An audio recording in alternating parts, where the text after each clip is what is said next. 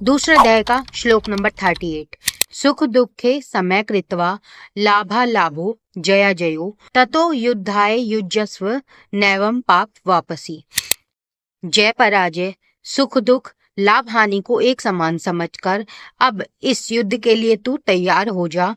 इस कारण इस युद्ध को करने से तू पाप को प्राप्त नहीं होगा। अब इसका मतलब देखो, हमें हर फीलिंग में, चाहे हमारे जीवन में सुख हो दुख हो, हमें हार मिले जीत मिले, लाभ हो हानि हो, इन सभी फीलिंग्स को एक समान समझना चाहिए।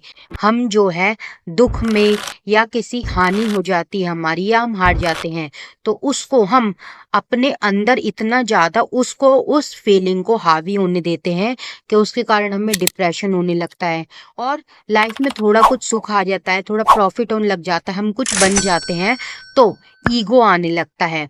तो ये भावनाएं, अगर हम इनको एक समान नहीं समझते तो ये होना स्वाभाविक है। हम जब भी अपना कोई कर्म करते हैं तो उस कर्म को निस्वार्थ होकर करना चाहिए।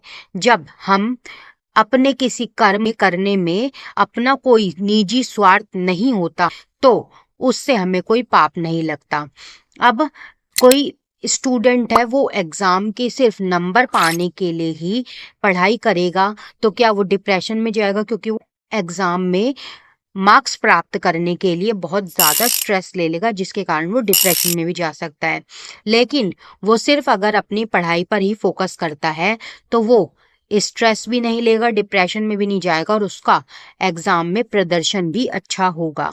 तो इसीलिए इन सभी भावनाओं को एक समान समझते हुए निस्वार्थ भाव से कर्म करना ही, यही इस श्लोक में श्री कृष्ण जी समझा रहे हैं।